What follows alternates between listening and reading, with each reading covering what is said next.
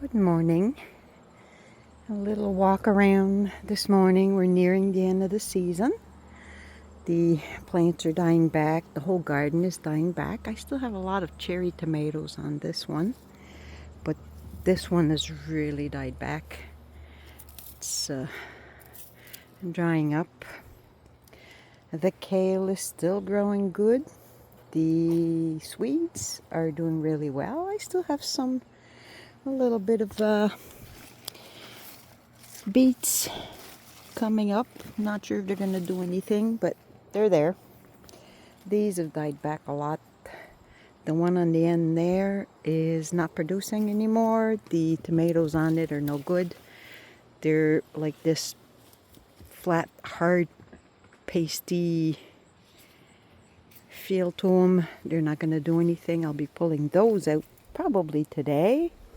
I don't work at my regular job on Mondays, so the corn, I like to leave it die back like that. And there's a couple of cobs, but I don't think they'll do anything.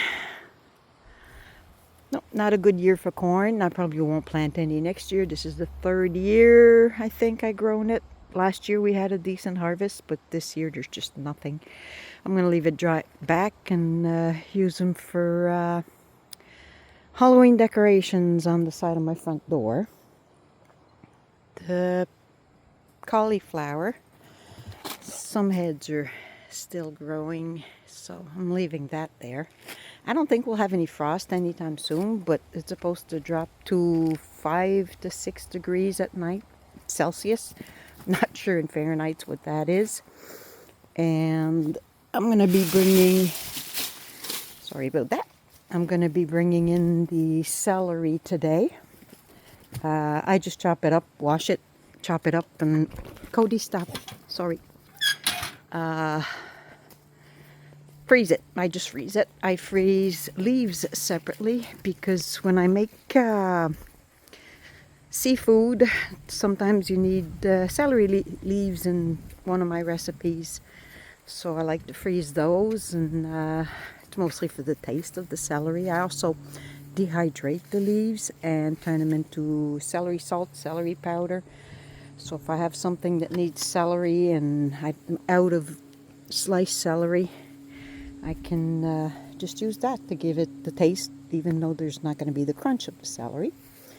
So yesterday I came out and cut down my tomatoes to the very, very last essential branches that still have tomatoes on them.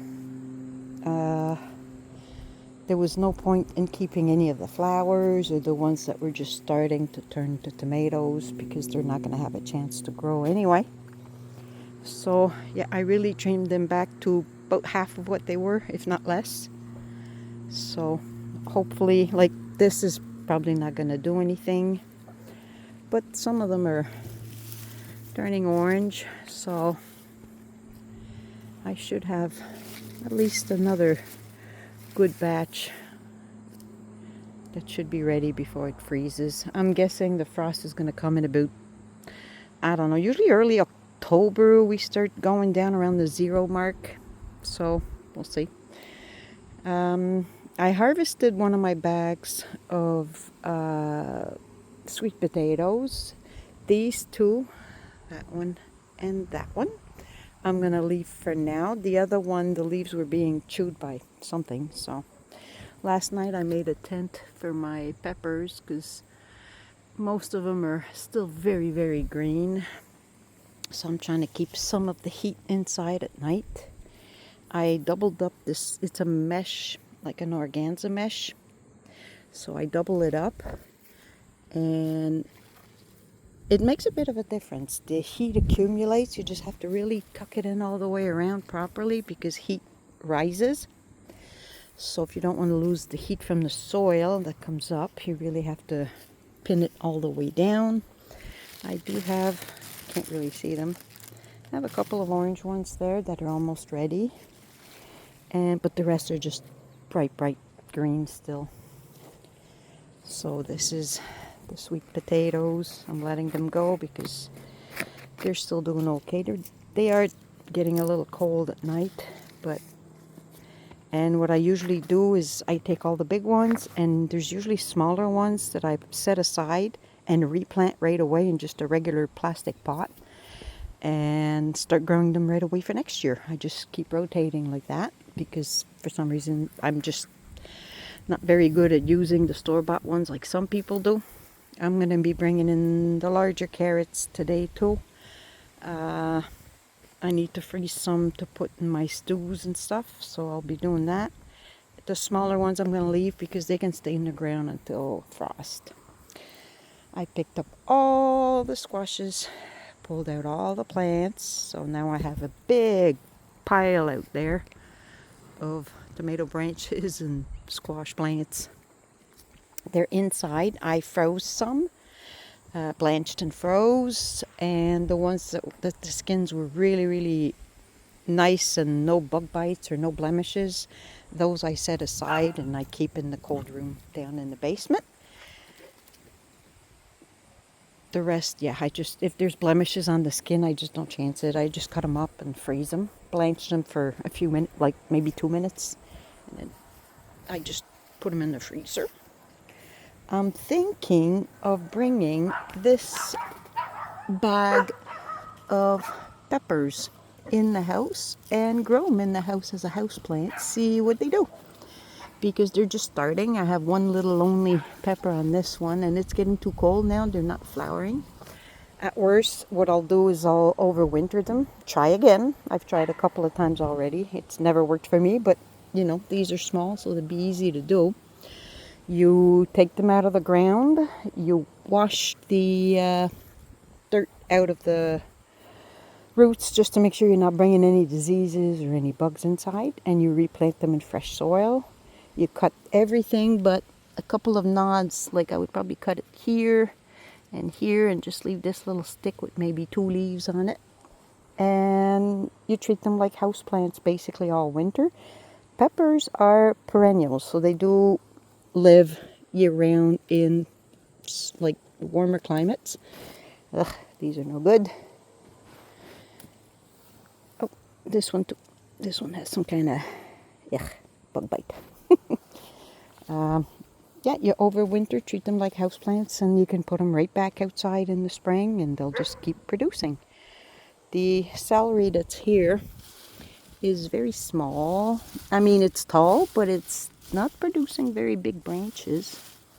I'll probably use this one more for the leaves and dehydrate.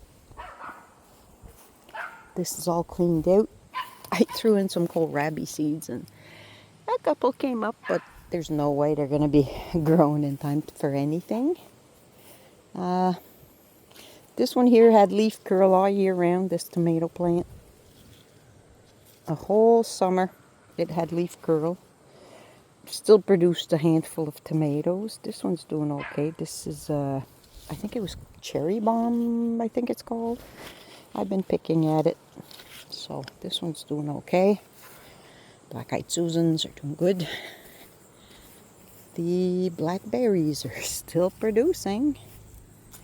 So, nope, this one dried up.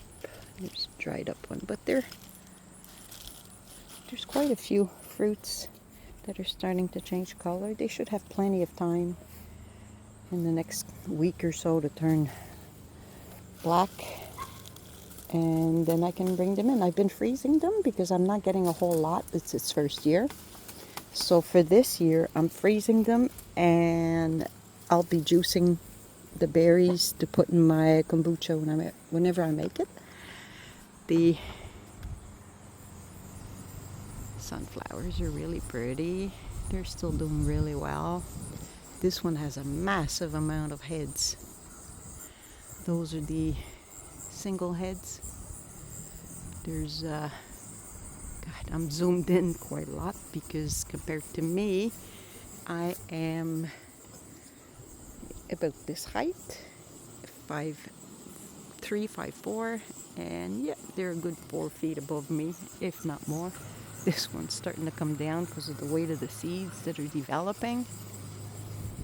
It was about 10 to 12 feet tall. I'm going to let it go for the birds. I don't know. I'll see if the birds don't eat them all off the plant. I'll cut it, let it dry, and put it on my picnic table for the winter. The birds come over and they take them right out. You don't have to break them apart or anything. Those little berries you see, I have to pull out whenever the flowers are done. That is strychnine. Yep. It's very, very poisonous, so I like to keep it pulled out. It's a weed here. It grows as a weed. It makes pretty purple flowers, but I don't want it anywhere near my grandkids, my dogs, or myself. So, yeah, I'll be pulling those out. I believe I'm going to transfer my rhubarb because it didn't do much this year, and I don't know what is eating it. It's starting the leaves almost to lace. It's full of holes, but I can't see any bugs on it at all. And it's drying up now anyway, but it'd be a good time to transfer it. The elderberry, I already picked all the fruits. This is also very toxic to kids and dogs and the whole plant, basically. I like to keep it, I'm going to keep it small, so I'll be cutting it way down. Considering it was a little branch I planted in the spring last year, it is huge. It's almost turning into a tree already. So I'll be cutting that down. What I'll do, I think, for next year, I'll leave the taller ones here grow. I don't know how you can, these ones here grow, and cut down all the lower stuff. Just anything that the dog can really chew at for whatever reason. I turned off my pond. The pump was really jammed up, so I decided to turn it off. And I see a little frog. Cody, stop biting at my arm. Whoops, sorry. Yep, sorry about that.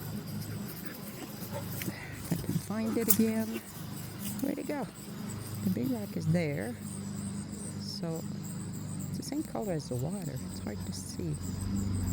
I'm not sure you can see it. I'll try to zoom in a little more. It's so... Whoop, it just went away. No, it's still there. Okay. I can't find it on my phone. I know I can see it. But it's almost impossible to see, apparently. Oh, there it is. There it is. There's a little frog.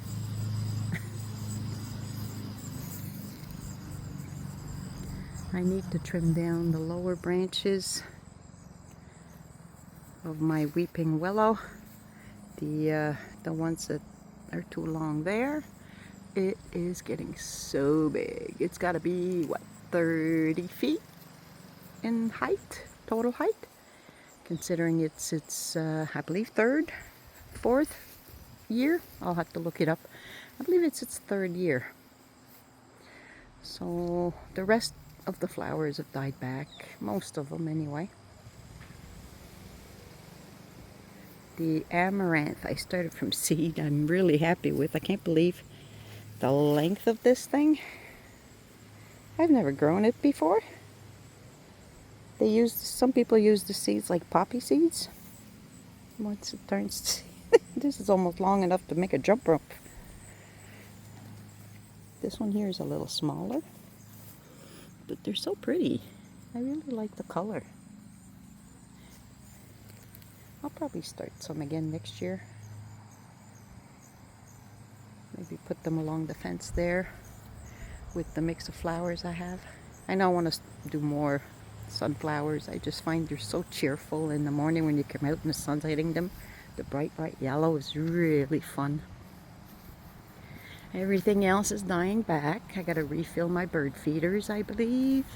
Haven't seen birds here in a couple of days, so there's still a little bit on the bottom here, but it's pretty empty. I'm gonna be cutting down anyway, just to give them a chance to get used to winter temperatures and not get used to eating here in the winter, because I don't come out down here in the winter. So I'd rather let them get used to going somewhere else.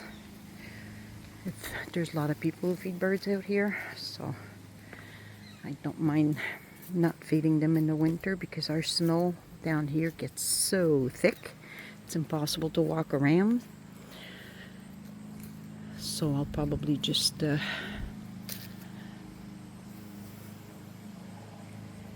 let it go for the winter.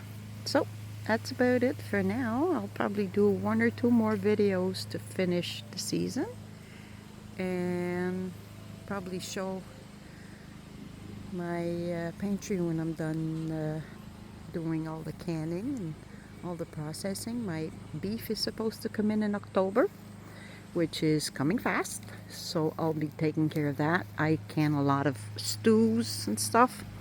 I'll be smoking some pork loins to turn to ham, for sliced ham for sandwiches for my husband's lunches over the winter. And Cody, hey Cody, he's a pretty boy. You gonna sit for me? You gonna sit for me? Sit. Sit. Now you're just gonna talk, are you? Yeah, I know you like to talk. You gonna sit? Huh? No? I call him my cauliflower. He's the best. He likes to jump. So, yep, that's it for now. And I'll be making another video, like I said, to show all the progress of the harvest and all the food I'll get out of it, and keep you up to date over the winter. I don't do as many videos, but I might do some to show some of the canning I do if anybody's interested, of the cubes, the stew, and all that good stuff. I like to make a lot of meals for the winter, then I can just relax. So if you're interested, I'll probably do some videos of that. I'll see you later.